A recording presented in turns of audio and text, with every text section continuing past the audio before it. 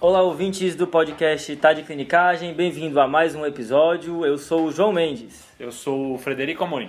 Eu sou o Pedro Magno. Eu sou o Rafael Coelho. E com a gente hoje aqui nós temos o nosso segundo convidado, né? Oi galera, meu nome é Fábio Azevedo, eu sou médico gastroenterologista, valeu pelo convite, tô animado de estar aqui. Beleza, vamos nessa aí. O Fábio é lá do Maranhão, né, Fábio? Isso aí, lá de São Luís. Beleza, terra do reggae brasileiro, né? É, Jamaica brasileira, né, como o pessoal chama. Boa.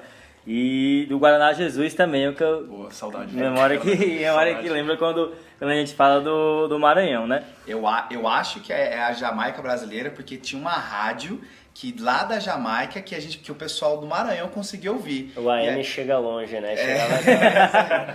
Isso com certeza é fake news, com certeza. Claramente. O pessoal do Maranhão vai me confirmar isso. Olha, eu vou te dever essa, ela tem muita lenda, mas essa eu não conheço não. Mais uma. O Fred sempre pede evidência, né? Pra chegar. Com certeza. Evidência 1A eu não votei, cara. Fazer a lembrança que a gente sempre faz aqui do nosso podcast, que é um podcast com o intuito de educação médica, tá? Se você está procurando algum aconselhamento para um caso específico, a gente orienta que você procure o seu médico nessa situação.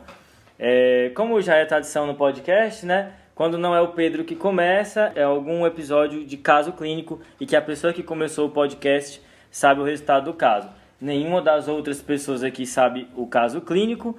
E a gente vai começar a falar. Tradição do podcast, né? Como se a gente já tivesse há 5 anos fazendo isso, já tem um mês. Tem 2 podcasts no máximo. Confiança, pessoal. Ô João, você tem algum salve, alguma coisinha que você quer dar pra alguém? Não. Boa, eu quero mandar um salve aí pra Baixa Saxônia, na Alemanha.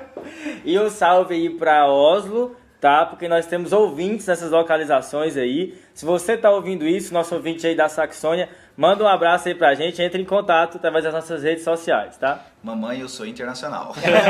Pô, tô até suando agora depois dessa, cara. Cara, você tá doido. Vamos começar? Vambora. Bora. Então, pessoal, o caso é de uma paciente do sexo feminino de 19 anos. Ela estava bem até 20 dias quando começou um quadro de adinamia, vômitos, sintomas do trato respiratório superior que se resolveram espontaneamente durante 3 dias. Uma semana antes da admissão, ela começou uma queixa de prurido e escurecimento da urina. Também percebeu a coloração mudando da pele, que ela atribuiu à exposição solar.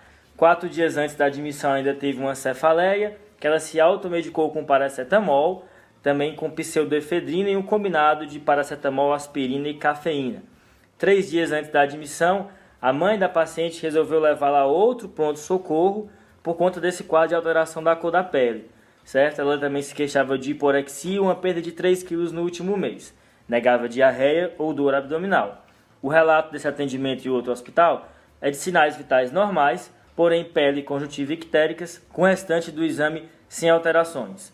Nesse outro hospital, hemograma, função renal, eletrólitos, glicose, fosfatase alcalina e albumina estavam normais. A gente tinha uma proteína total de 8,2, com um AST de 869, 869 e um TGP, um ALT de 908, 908, com bilirrubina total de 11, às custas de bilirrubina direta. Ela foi orientada a evitar álcool e demais medicações e sem prescrição médica e foi encaminhada para um retorno ambulatorial em 2 dias. Enquanto ela aguardava o retorno, surgiu uma queixa de dor abdominal. No dia do retorno ela estava com priora do prurido e de náuseas.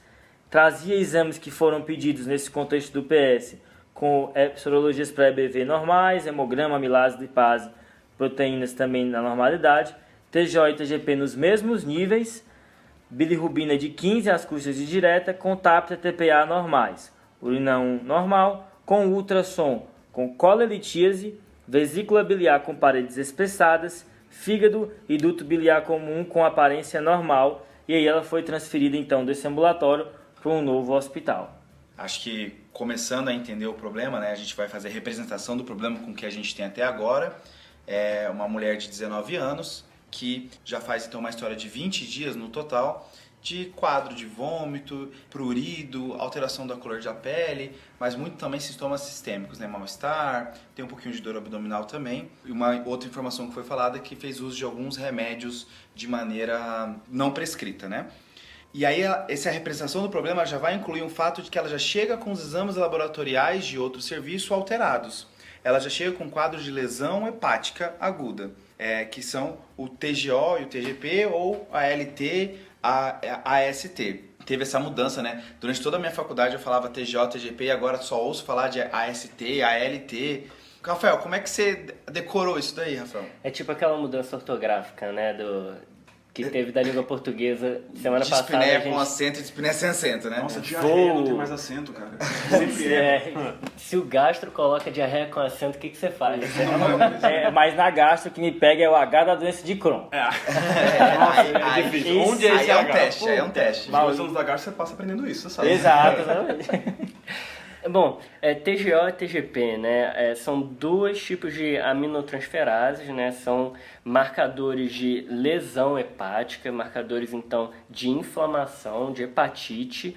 A ALT é mais específica para o fígado e a ST tem em vários outros locais. Na verdade, nenhuma das duas tem só no fígado, mas a ST tem em miocárdio, rim, músculo esquelético. Inclusive, a ST, que é a TGO, ela foi utilizada antitroponina, anti-CKMB, antes de CK, como marcador de necrose miocárdica. Então era utilizada para diagnóstico de infarto. Então aí essa é uma dica para você lembrar que a TGO é a que está em outros locais e que a TGP é a que é mais específica para o fígado, a ALT. Então essa sopa de letrinhas aí, o jeito que eu decorei, Pedrão, é muito ruim, assim, não quero nem falar. Você decorou como? Não, assim, ó, pra eu fazer essa transformação na minha cabeça de TGO, TGP para STLT, eu decorei que o TGP, termina com P, que é do meu nome, é o ALT, que tem o L de Luana, minha irmã, entendeu? Aí é uma coisa extremamente pessoal, só minha, mas eu consigo utilizar desse O jeito. cara vive no mundo próprio, né? Você juntou o L com o P, né? Isso. Eu também fiz isso, porque quando você junta L com P dá o quê? LP. Que é aquele CD, eu falei que era horrível. Ah, tá. Achei que era uma sigla carioca que eu não tô sabendo. A minha é ASTGO. Aí eu lembro que a AST é TGO. Acho que vocês não ajudaram ninguém com essas tentativas. Foram os três. A do João até que foi ok, né? Não ajudou. Não ajudou nada, não me ajudou. Referência a outro podcast não ajudou. Eu tenho uma parecida com a do João, eu falo TG Paut, tudo junto, que aí o TGP, Alt, LT, né? TG Paut. Essa é mais sonora. Essa é melhor. É pra isso que ele veio. Aí. Obrigado pela participação, Fábio. Encerramos então. né? Valeu. Pode ir ali, pode ir. Definindo então que esse paciente tem um quadro de hepatite, né? Aumento das transaminases, a gente tem um segundo diagnóstico que a gente precisa fazer toda vez que a gente está diante de um paciente com elevação de transaminase, é se esse paciente não está com uma insuficiência hepática aguda. Então é um paciente com uma lesão hepática associado a 3 coisas: aumento da bilirrubina, encefalopatia hepática e ao distúrbio da coagulação, caracterizado por um RNI maior do que 1,5, esse paciente ele já começa a estar num quadro de insuficiência hepática aguda. E aí é um outro grau de complexidade, um outro grau de preocupação que eu tenho com esse paciente. Acho legal que você falou isso, Pedrão, porque o guideline de insuficiência hepática aguda em 2017 europeu, ele comenta isso, só que tem uma parte que ele fala de encefalopatia hepática que às vezes ela demora para aparecer. Então, às vezes o paciente pode aparecer só com alteração de NR e com icterícia, mas sem a encefalopatia hepática. Então, ela não é um sine qua non nesse momento. Então, se ela aparecer, ok, mas se ela não aparecer, ainda pode aparecer mais para frente. Eu queria marcar isso, porque assim, é muito comum a gente ver paciente que vai em pronto-socorro com lesão hepática, TGO e TGP aumentado e sai sem avaliar a função. Não é para fazer isso, né? Com uma determinada frequência a gente vê isso acontecendo, né, Fábio? Exatamente, é muito frequente. E eu acho que essa paciente, nessa primeira avaliação que ela teve, com esses achados de STLT tão elevados, ela precisava obrigatoriamente de um INR, de um TAP, para a gente ver se ela estava com função preservada. A gente já vê uma bilirrubina mais alta, isso já chama atenção. Essa questão da nomenclatura que vocês falaram, da hepatite aguda, da lesão hepática aguda e da insuficiência hepática aguda é super importante, porque muda, né, o que a gente faz com o paciente, o jeito que a gente acompanha o paciente. A hepatite aguda realmente é uma alteração mais laboratorial, achei muito bacana que o caso já veio com o laboratório de início, né, para a gente pensar nesse diagnóstico. E a insuficiência hepática aguda já é perda de função, né, a gente já vai ter alteração de bilirrubina, de INR, podendo ter também encefalopatia aí. Algumas literaturas até fazem uma diferenciação de hepatite aguda grave quando tem essa alteração laboratorial, hepatite fulminante ou insuficiência hepática aguda quando já tem encefalopatia, mas isso é mais nomenclatura, é mais didático, não vem tanto ao caso para questões práticas. Pois é, hepatite fulminante, ainda tem gente que fala isso, porque o último Eventualmente, guideline está querendo tirar. Está querendo tirar, essa nomenclatura a gente está querendo tirar um pouquinho, algumas literaturas um pouquinho mais antigas você ainda encontra, mas já o pessoal colocando esse sinônimo entre parênteses, insuficiência hepática aguda. que é mais correto também, né? Entendi. Cara, mas essas mudanças de nomenclatura, nossa, é um saco, né? Ah, é. Pra que elas servem? O que vai mudar? Nada. Já digo que nada, tá? Não, é só pra alguém falar assim, sabia que ano passado agora eles chamam de clostridioides e não clostridio. Ah, cara, pra quê? E tem também uma que é difícil de falar, tem a doença hepática gordurosa não alcoólica, que em inglês, assim, você tem que ter 5 anos. Você tem que ser nativo, não tem Tem como. que ser nativo pra falar, Nefil, como é que é?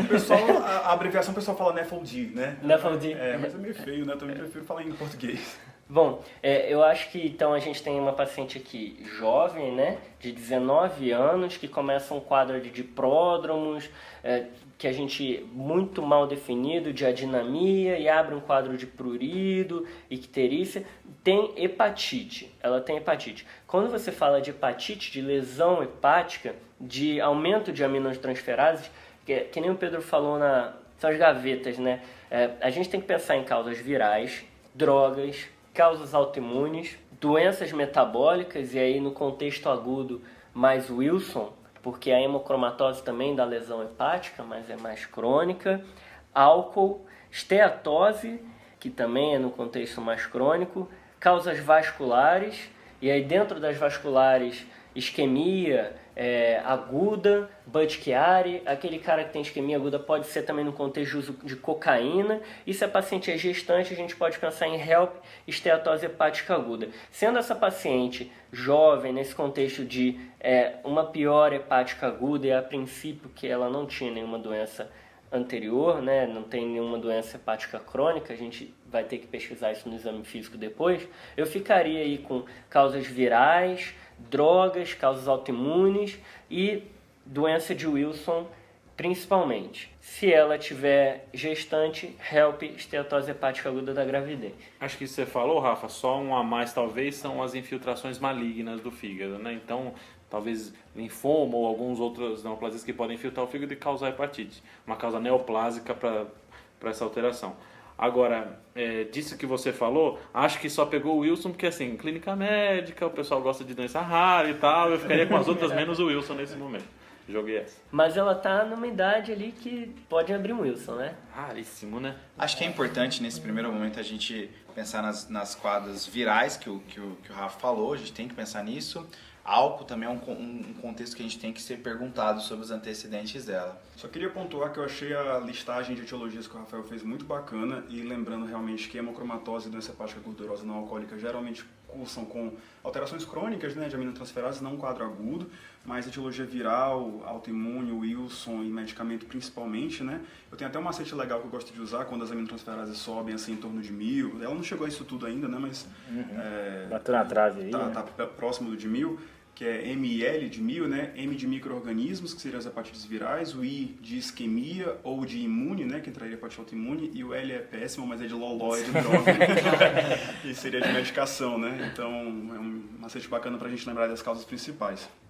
Essas alterações crônicas que você tinha comentado da hemocromatose e da doença não alcoólica gordurosa do fígado, outra coisa que faz também aumento das transaminases de maneira ambulatorial, de maneira crônica, é a doença celíaca, né? Sim, esse celíaca causa bastante também. Vi relatos de até que 10% das pessoas com aumento das transaminases de maneira ambulatorial pode ser doença celíaca, né? Eram doença celíaca, né? Isso. Inclusive, tem muitos guidelines de avaliação de alteração de aminotransferases que recomendam que a gente sempre pesquise doença celíaca num paciente que vem somente investigar alteração de aminotransferases.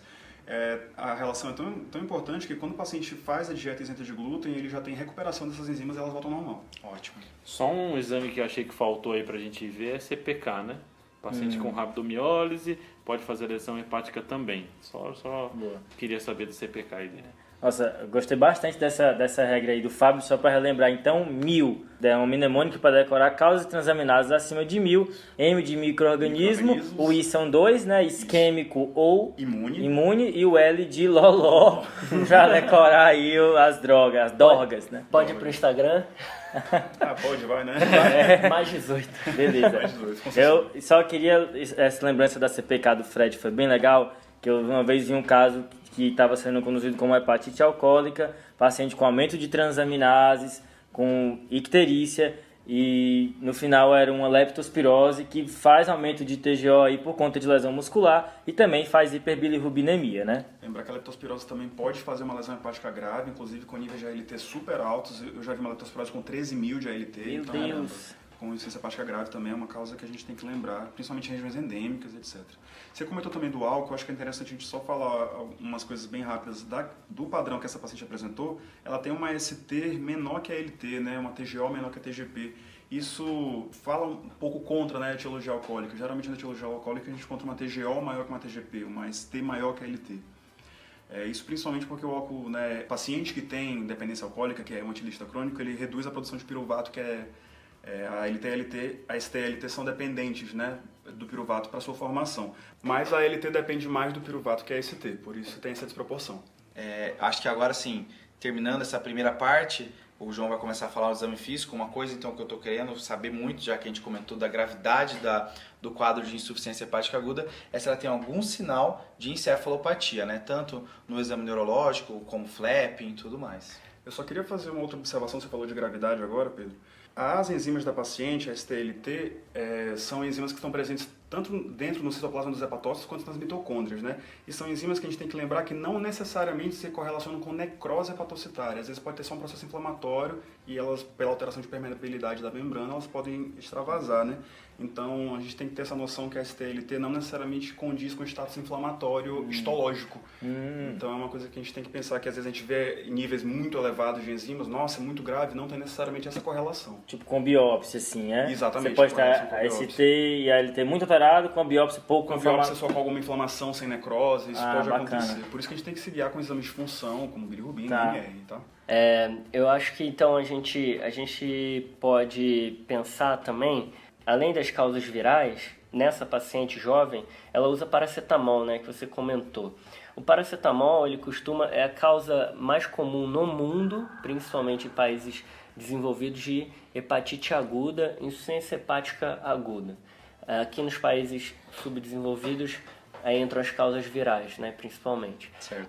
Nesses países, o pessoal usa paracetamol muito no contexto de suicídio ou então ingestão acidental, crianças, e é muito comum o paciente chegar com um quadro de insuficiência hepática aguda. O que é característico desse quadro, saiu há pouco tempo atrás uma revisão do Lancet, que era sobre insuficiência hepática aguda. Essa revisão do Lancet, ela coloca alguns dados interessantes.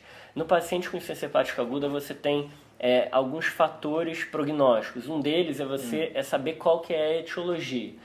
E você saber a etiologia, isso pode mudar a conduta em alguns contextos. Por exemplo, hepatite autoimune você pode fazer corticoide, a prednisona, isso aí mudaria a conduta. Paracetamol você pode fazer o antídoto que é a acetilcisteína. Então, qual dado que você pode utilizar para diferenciar causas? Ele traz uma informação que é interessante. Aminotransferase acima de 3.000, bilirrubina abaixo de 5, indica para uma causa hiperaguda, aquela que abriu em 7 dias a descompensação. E aí a gente pensa principalmente em drogas, paracetamol, e a gente pensa também em hepatite isquêmica. Hepatite isquêmica vem num outro contexto, um paciente grave de UTI, ou então aquele que eu te falei, que eu já falei do uso de cocaína. Acho que então para essa paciente, ela não teve um quadro hiperagudo, né? Então pelo que a gente vê, a princípio não parece ser ingesta de medicação, apesar dela ter feito uso de 1 ou 2 comprimidos de paracetamol, não parece ser esse o quadro. Até porque a gente está no Brasil, né? Então no Brasil a gente tem dipirona, não melhorou com paracetamol, em vez dela tomar o dobro da dose de paracetamol, ela vai tomar dipirona e não vai ter, talvez seja granulocitose, mas isso é outra discussão. Eu não sei se ficou claro o raciocínio por trás dessa relação. Sobe muito a aminotransferase, então tem muita inflamação, mas não deu tempo ainda de subir a bilirrubina. Aí só um dado a mais, então a gente estava discutindo aqui, vamos pensar assim, no paciente chega no PS para você, então paciente com alteração de transaminase, eu quero ver função hepática, então já pedi bilirrubina, já pedi AST-LT, FA-GT, vou lembrar de pedir o coágulo, que às vezes a gente esquece de pedir. Outra coisa que eu posso pedir é CPK pensando em diferencial de rabdomiólise. E aí, para hepatite isquêmica, então esse é um quadro de um paciente um pouquinho diferente, ou um paciente que teve um choque importante, ou um paciente que tem disfunção cardíaca, disfunção de VD. Nesse paciente, o DHL começa a ficar importante. O DHL está relacionado à isquemia, então em pacientes com isquemia de membros, infarto renal, isquemia hepática, tem um DHL mais alto. E uma relação ALT sobre DHL menor que 1,5, ou seja, o DHL subiu tanto quanto a ALT, ou próximo do quanto a ALT subiu, aí eu penso em hepatite isquêmica. Quando o DHL não sobe tanto, ele pode subir em condições inflamatórias, mas não tanto assim, eu penso em viral ou medicamentosa. E assim, e vocês querem alguma outra informação assim, do exame físico ou da história? Eu queria mais informações dela, principalmente relacionado a antecedentes pessoais, questões epidemiológicas, se a paciente teve viagens recentes nos últimos 6 meses, procedimentos dentários, se é uma paciente que tem tatuagem, piercing, hábito e relação sexual com preservativo, sem preservativo, promiscuidade, né, que seria a relação com 3 parceiros aí nos últimos 6 meses. Queria saber também relacionado com morbidades da paciente, se ela tem alguma doença de base, algum fenômeno autoimune, tipo tireoidite Hashimoto, no exame físico para ver se a gente tem vitiligo.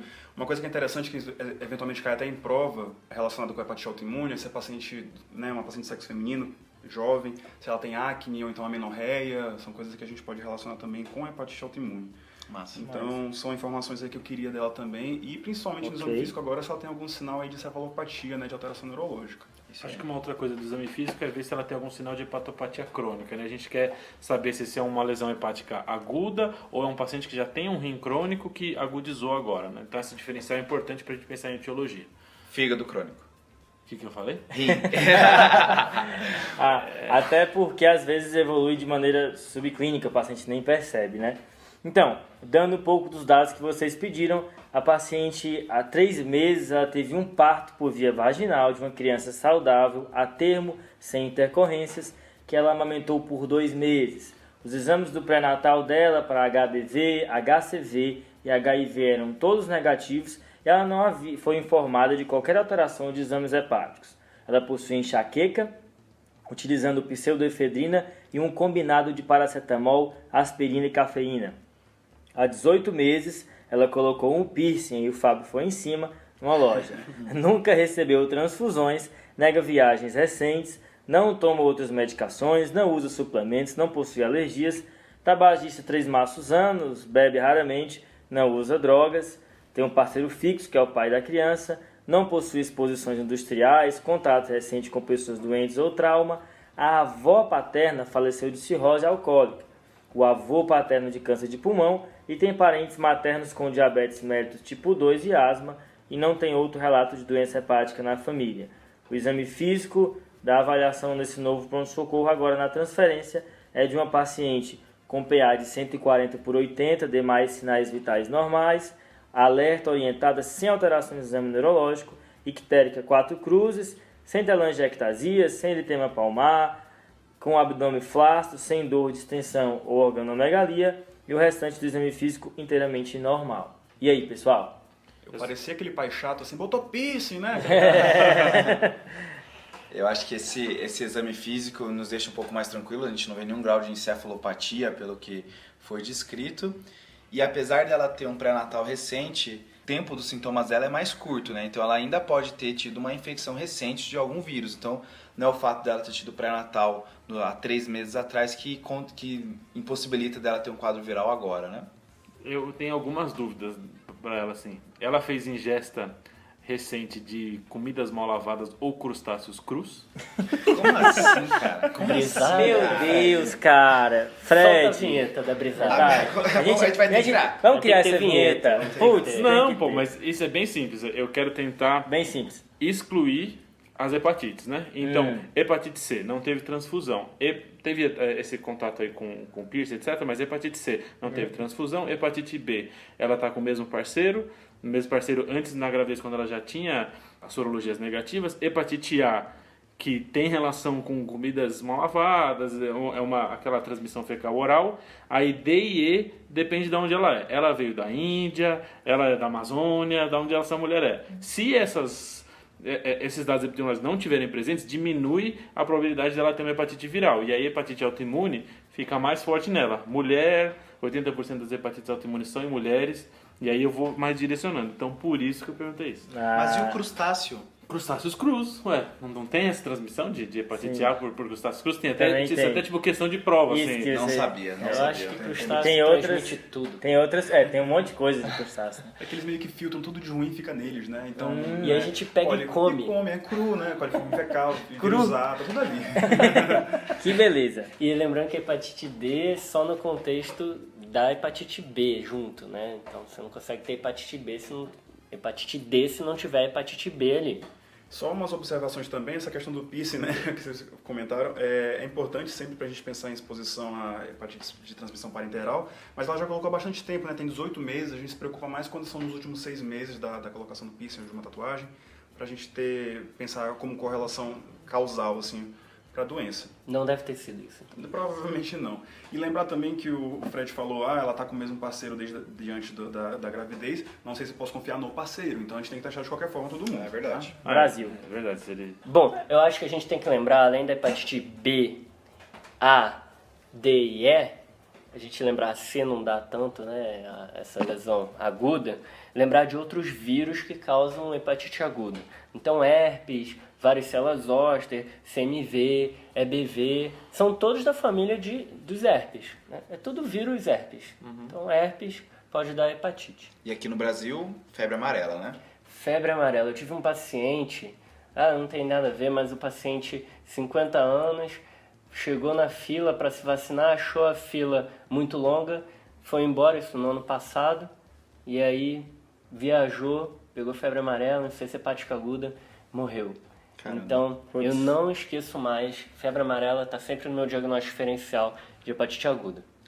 Eu acho que assim, com todos os dados que a gente tem, a gente vai querer pedir de novo as sorologias de hepatite B, hepatite C, saber, agora que ela chegou no nosso serviço, a gente vai querer repetir os exames, tanto das transaminases, quanto avaliar a função hepática dela nesse momento, novamente reforçando, se ela tivesse com um distúrbio da coagulação, a gente vai começar a pensar que ela está numa insuficiência hepática aguda, e isso denota uma gravidade, uma preocupação maior com ela. Entra também o que já foi mencionado, um CPK vai cair bem aqui, como o Fred já comentou, um DHL também, apesar da história não ser compatível com uma hepatite isquêmica, mas também pode fazer um diagnóstico diferencial. Vocês querem mais alguma coisa? Eu acho que nesse momento a gente teve já um dado interessante que ela não tem nenhuma alteração estrutural do fígado muito importante, né? Ótimo. Então esse ultrassom de fígado ajuda a gente a pensar ou tentar excluir algumas etiologias, né? Então acho interessante a gente já ter esse ultrassom de fígado só com algumas alterações na própria vesícula, né? Mas há umas alterações que não sei se eu consigo considerar agora. O que você acha, Fábio? Eu acho que essas alterações não emocionam. Essa vesícula com essa parede mais espessada, o próprio fígado inflamado pode aparecer com essas alterações. Então, a colonitis a gente obviamente não pensa como causa, né, atual. Ela não teve dor, ela não teve quadro típico. Então, As enzimas canaliculares não estão aumentadas nos dois exames anteriores. Isso. A gente vai repetir também, né? Mas lembrar que assim, migração de cálculo em via biliar pode, quando existe uma obstrução aguda de via biliar, né, por migração ou por impactação de cálculo, pode acontecer uma elevação de aminotransferase, geralmente não tão alta quanto a que ela teve, mas o sintoma principal é dor, né, que é o que traz o paciente ao pronto-socorro é a dor, não é icterícia, não é mal-estar, é realmente a dor abdominal, que é o que ela não teve, né. Teve uma dor muito discreta, não foi realmente o que trouxe ela para o socorro. ótimo. Então acho que só para fechar a etiologia agora, o que a gente vai pedir? Então a gente vai pedir as sorologias para as hepatites, a gente vai pedir já algum rastreio para autoimune ou não? O que vocês acham? Eu acho que depende um pouco da disponibilidade que você tem, né? Acho que para fins acadêmicos, inicialmente eu pediria só sorologias para hepatites, Tá. com exames gerais de lesão e função hepática. Eu pediria também proteínas totais e frações, para ver se ajuda a gente em algum outro quesito. A gente Ok. veria a albumina, veria as globulinas também. Mas eu acho que dá pra gente esperar um pouquinho agora pra gente pedir as pesquisas de autoimune. Tá, então, dando o que vocês pediram, hemograma, eletrólitos, glicose, proteínas totais e frações, fosfatase, alcalina, amilase e lipase normais. TGO agora foi para 1035. Eita. TGP foi para 1176, com a bilirrubina total de 16, uma direta de 12, com coágulo ainda normal. A gente tem um HBsAg negativo, com anti-HBs em fraca titulação. Foi realizado um HBV, um PCR para HBV DNA que foi negativo, anticorpos para HIV e HCV negativos, IgM para hepatite A também negativo, certo? Foi feito um teste de gravidez, né? Exame importante aí, negativo também, uma urina 1 normal, ECG foi feito normal também, ultrassom com as alterações que já tinha naquele ultrassom de fora, cololitíase, espessamento da parede da vesícula, com parênquima hepático e o ducto biliar comum, via biliar comum sem alterações. Então, só para reiterar aqui, essa paciente, com esses resultados, a gente mantém a hipótese que ela tem uma lesão hepática e não uma insuficiência hepática. Né? Isso, Então, perfeito. o coágulo normal, não tem encefalopatia hepática, a única alteração é a icterícia que pode dar na lesão hepática também. Perfeito. Acho que agora que a gente sabe que não é quadro viral, a gente começa a destrinchar as outras causas, né? Lembrar que existem outros vírus, como a gente já mencionou, né? Os vírus da família herpes, indo para outros diagnósticos diferenciais que já foram mencionados, o autoimune, né? Acho que agora entra já o contexto da gente pedir IgG, que é um exame que está alterado na hepatite autoimune, está dentro de alguns critérios diagnósticos presentes para hepatite autoimune. FAM é um exame também bem compatível, e alguns anticorpos mais específicos, como antimúsculo liso e anti-LKM1. E vocês pediram alguma coisa para Wilson? Eu pediria. Eu pediria sim. Paciente jovem, né, hepatite aguda, quando a gente descarta causas virais, eu acho que o Wilson entra sim como diagnóstico diferencial. Então, para o Wilson, eu pediria agora para ela ceruloplasmina sérica, cobre sérico e cobre urinário, sem dúvida, para a gente fazer esse diagnóstico diferencial.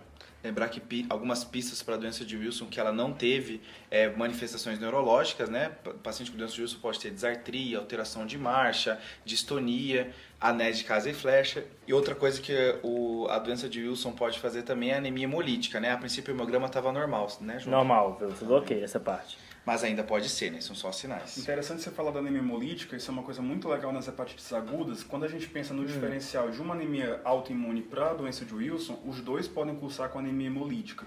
Lembrar que na hepatite autoimune a anemia hemolítica é imune, então vai ter um CUMBIS positivo, e no Wilson é uma anemia hemolítica não imune, o CUMBIS vai vir negativo. Massa, Muito boa. massa. E para o Wilson também tem alguns dados laboratoriais, né, que podem fazer a gente pensar mais em doença de Wilson, que é a relação AST sobre ALT maior do que 2 ou 2,2, dependendo da referência. Essa relação ela também é encontrada, como o Fábio falou, em pacientes com doença hepática alcoólica, e também a relação FA sobre bilirrubina menor do que 4, porque sobe muita bilirrubina na doença de Wilson por conta da anemia hemolítica que não é imune, como o Fábio falou. Acho que esse paciente, quando chega para mim, esse laboratório que o João falou deve conseguir fazer, mas não é fácil fazer esses exames de Wilson, né? Então essas alterações laboratoriais me ajudam muito nessa fase. Então o paciente que chega no PS ou que chega no começo da enfermaria, aí você vai lá pedir e aí, não, tem que fazer num laboratório fora, vai demorar 5 dias para chegar. Talvez essa alteração já só pelo menos me norteie assim, tudo bem, pode ser o Wilson, mas deixa eu tentar pensar nos outros diagnósticos agora e o Wilson eu deixo um pouquinho de lado. E só uma coisa para comentar, a gente comentou muito sobre paracetamol de drogas, então o paracetamol que tem um quadro mais hiperagudo, mas as drogas que não paracetamol podem fazer um quadro um pouquinho mais prolongado, né? Então ela não teve grandes medicações, uso de medicações muito hepatotóxicas, etc., mas medicamentoso não necessariamente é hiperagudo, tem alguns medicamentosos um pouquinho mais prolongados. Tem mais de 1000 medicações ervas que tem relação com lesão hepática. Cara, isso que você falou de ervas é importante porque a gente vê cada vez mais, né? Pessoas usando ervas medicinais, suco de ervas. O que você usa de medicação em casa? É clássico a pessoa falar que toma multivitamínico, que vai ter um podcast sobre isso, e ervas. Então assim, eu tomo chá, quebra pedra, eu tomo erva não sei o quê. Como é que é quebra-pedra? É para litíase urinária, inclusive. Mesmo. Reza a lenda, né? Mas eu acho que só faz mal pro fígado, acho que não serve. O objetivo é esse, né? É como a anfotericina, né? Que é um nefrotóxico, Exatamente. que às vezes é antifúngico, né? Exatamente. Então, esse histórico de ervas que não sei se comentaram aí, mas é importante para ela sim. Beleza, então, dando o que vocês pediram, né, garotinhos? A gente tem uma ceruloplasmina normal, tá? Um FAM 1/40, pontilhado fino simples, antimitocôndria negativo. Não emociona esse fã, hein? Pois é, fãzinho aí. Antimúsculo liso positivo 1/80, Olha. com anticorpo antifígado rim microsomal, né, o LKM negativo, e um IgG de 1393, sendo que o limite superior da normalidade é 1.295. Tá um pouquinho mais alto, né? Mas também é um valor que não emociona. No hepatite aguda a gente costuma encontrar valores um pouco maiores. Inclusive a titulação do IgG é critério diagnóstico, né? O quão mais alto, mais específico para o diagnóstico. E aí, pessoal? Dá para fechar agora o diagnóstico? Qual a opinião dos clínicos da mesa? Acho que furar o fígado, né? Fura. Acho que não tem como agora. Furar. Nada emocionou, os exames laboratoriais não conseguiram nos ajudar. É a hora de dar a furada no fígado. Cara, o Pedro falou como um gastroenterologista agora. Categórico, né? Como um hepatologista, assim, vamos furar o fígado. E todo podcast caso clínico fura alguma coisa. No outro foi pleura, né? Já foi pleura, foi rim, já foi fígado. Exatamente. Valorizando o patologista. Pronto. Então é consenso dos clínicos a furada. Com certeza. Olha, eu A acho minha que tem pergunta é quem que vai furar? É o gastro? É a radiointervenção. Ou é a rádio televisão? Mas eu acho que tem que olhar esse RNI dela aí, porque, bom, é um procedimento que não é isento de danos, né, de complicações. Então acho que a gente tem que pensar, será que vai mudar a nossa conduta fazer uma biópsia hepática? Existem algumas causas de insuficiência hepática aguda, de hepatia aguda, que tem tratamentos específicos. Então, paracetamol você faz acetilcisteína, a hepatite autoimune você pode fazer prednisona. Eu acho que é essa pergunta aqui. Você acha que vale a pena biopsiar, Fábio? É só para pensar em tratamento? Serve para mais alguma coisa? A dúvida é se não é um preciosismo, né? Se você não vai expor a paciente a um risco de exame invasivo, Só pra ter um né? diagnóstico. João? Isso acontece direto. Às vezes você quer expor o paciente para você satisfazer o seu ego. Às vezes a gente vê esse cenário no paciente em melhora, que fazer a biópsia não vai mudar a conduta, não vai mudar o prognóstico daqui a um tempo, de outra doença, por isso eu não estou falando necessariamente de lesão hepática. E aí você, às vezes você faz isso só para você satisfazer o seu ego de falar, eu acertei o diagnóstico, né? Bom, mas dessa vez eu acho que precisa mesmo da biópsia, tá? Não, também acho. Eu acho que fura sim o fígado. A cara que ele fez na hora de furo o fígado é aquela cara Isso, emoção, com né? gosto. assim, Sedento. Vou furar esse fígado. Gente, vocês não bicho. sabem o prazer de ver um resultado de biópsia hepática bem feito na sua frente. É muito bacana, ajuda de verdade a gente. Eu acho que no caso dessa paciente, a gente não consegue fechar com certeza um diagnóstico de hepatite autoimune por enquanto, né? É a nossa principal hipótese ainda, tem um anticorpo musculoso positivo, né, com uma titulação até significativa. Tá. Mas os outros critérios diagnósticos que não esses que a gente já tem em mãos que vieram negativos, são todos histológicos. Então a biópsia vai não só fechar o diagnóstico pra gente, como vai dar outras informações que a gente vai levar para o segmento dessa paciente, caso seja realmente uma hepatite autoimune, e fazer diagnóstico diferencial também. Certo. Então, vai descrever para a gente metavir, né, estágio de inflamação, estágio de fibrose, isso define algumas condutas para a gente, isso modifica realmente o que a gente vai fazer com a paciente a longo prazo, então sim, sem dúvida, a gente vai biopsiar esse fígado. Acho que a discussão disso de fazer um exame invasivo ou não e o quanto isso vai mudar a conduta é complicado, né? Então, nessa paciente, é uma paciente que tem um quadro de alteração hepática que está piorando, eu não sei por que faz todo sentido eu fazer essa biópsia. E essa discussão de, será que vai mudar a conduta ou não? Acho que em alguns momentos essa discussão é válida, mas só tem que lembrar que, às vezes, a pessoa fala assim, isso é um preciosismo para saber o diagnóstico. Mas a gente está partindo do princípio que a gente está sabendo de todas as possibilidades daquele paciente. E aí, o que eu fizer de imagem não vai me ajudar. Então, será que você está pensando em todos os desfechos desse paciente ou não? Isso é uma coisa para se pensar quando você fala assim, acho que não vai mudar a conduta. Será que você sabe todos os possíveis desfechos dela e todas as possíveis condutas? Outra coisa super importante, a gente tem que aproveitar que o INR dela está normal ainda. Ainda, né? Beleza. Então é consenso da mesa aí a biópsia. Fura. E a principal hipótese para essa biópsia? Hepatite autoimune. Tem correndo por fora alguma? Medicamentoso de alguma medicação que ela não contou pra gente. Isso pode acontecer, acontece com alguma frequência. Tá, a gente Ela tá viu... num picozinho, daqui a pouco ela desce um pouquinho. Eu vejo que não tem hepatite autoimune na biópsia. Não sei se tem algum achado específico de medicamentosa na biópsia. O Fábio talvez fale aqui pra gente. Tem? Tem algumas, Pronto. não específico, mas tem várias coisas Sugere, que podem né? sugerir pra gente. Sim. Ótimo. Beleza. A gente tem PCR dos outros vírus? A gente tem... Não, a gente tem CMV, EBV? A gente tem antigenemia para CMV, que vocês mencionaram agora, então eu vou dar, negativa, tá? E a gente tem o PCR do HBV, acho que já tinha dado, que veio normal. Esse eu já tinha ouvido, verdade. Uma hipótese que eu estava levantando no começo, porque ela tinha essa história de hiperpigmentação, era a hemocomatose, mas não é para fazer esse quadro agudo, né? Uma doença infiltrativa era para fazer uma coisa bem mais crônica. Crônica, sem dúvida. Vou acabar ficando na autoimune, ainda mais que já tem esse músculo liso, né? Não vou pro outro lado. E essas queixas virais, acho legal de deixar como diferencial, mas ela não teve um quadro clássico de febre, mialgia. Pelo que eu lembro, ela nem fez febre em nenhum momento do quadro, né? Não teve. Aí, ao mesmo tempo, ela fez um quadro mais subagudo, com perda de peso, náusea, vômito, etc. Não acho que, por exemplo, se você achar um linfomão aí, não acho que é grande absurdo. A gente só tem sorologia para hepatite B, porque... C e A também negativos.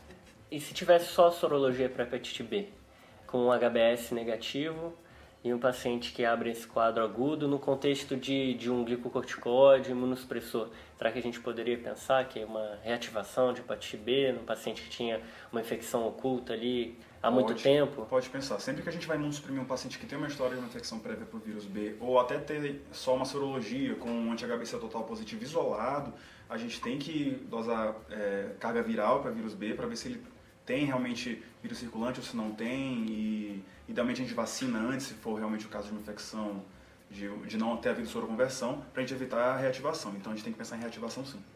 Beleza. Não no caso dela, que a gente já tem até o DNA dosado negativo, né? Sim. Pronto. Tem um anti-HBS também, né? Então vamos lá, né? Não os decepcionarei. A biópsia foi feita, concordaram com vocês, e a Só biópsia... Um parênteses, alguma intercorrência nessa biópsia? Não. Tranquilo, tá vendo? A Nunca biópsia... Nunca tem, nunca tem. Tranquilo, procedimento dia a dia, como um H. Livre. Revelou hepatite panlobular com inflamação e necrose de hepatócitos. Colestase estava presente. Tinha agrupamentos de plasmócitos vistos em áreas portais. Coloração com PAS mostrou macrófagos com material sério na área centrolobular, o que era indicativo de lesão lobular e necrose hepatocitária. Coloração com tricromo revelou tratos portais expandidos, mas sem sinais de cicatrizes crônicas.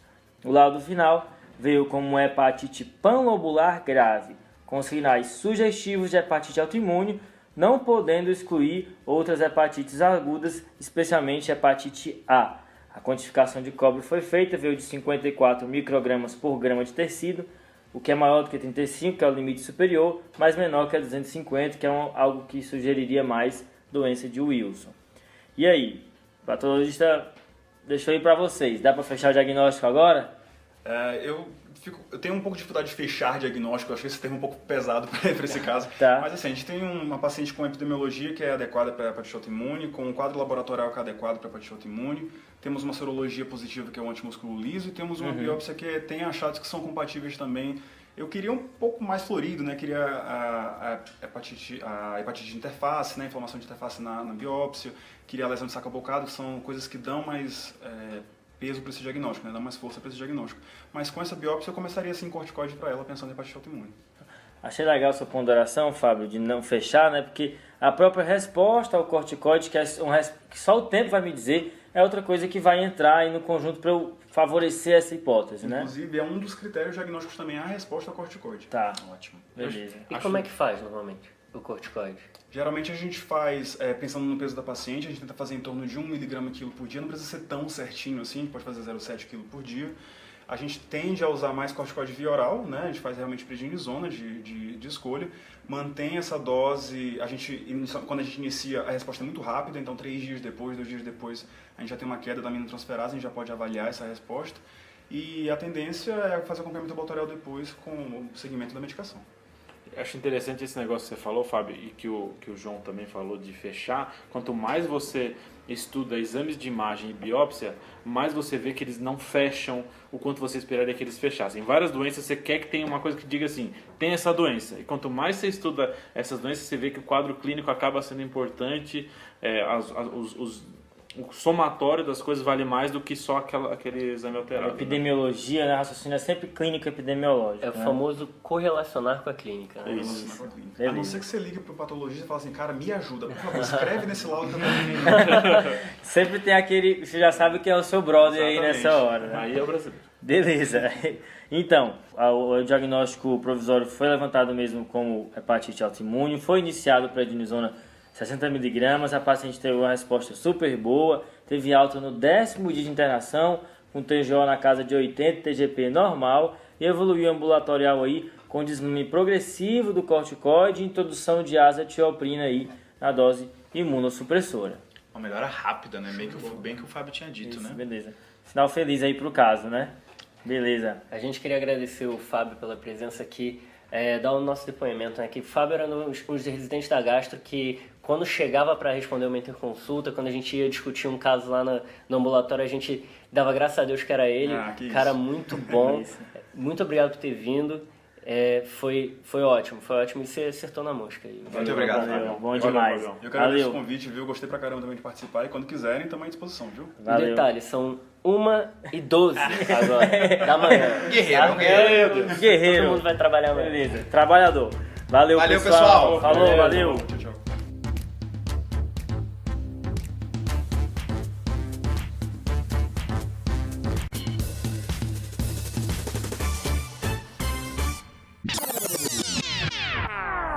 Não sei se posso confiar no parceiro, então a gente tem que taxar de qualquer forma todo mundo. É verdade. Brasil. É verdade, se ele brilhou aí. Não, Brasil. Não é só Brasil não, pelo amor de Deus. Calma, cara. Liga o Netflix aí, você vai ver. Essa é outra vinheta, né? Essa é o carioca puto. O cara se ofendeu tanto, né, bicho? Essa vai ser cortada, mas vamos ver. Bom, sei lá o que eu ia falar, deixa eu pensar. Vamos lá. Peraí, cara. A vacaria. Não, continua. Deixa.